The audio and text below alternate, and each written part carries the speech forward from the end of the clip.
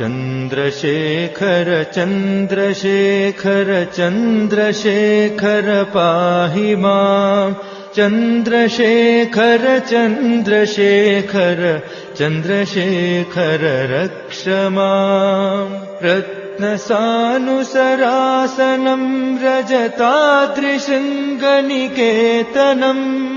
सिञ्जिनीकृतपन्नगेश्वरमच्युतानलसायकम् क्षिप्रदग्धपुरत्रयम् त्रिदिवालयैरभिवन्दितम् चन्द्रशेखरमाश्रये मम किं करिष्यति वै यमः पञ्चपादपपुष्पगन्धपदाम्बुजद्वयशोभितम् फाललोचनजातपावनम्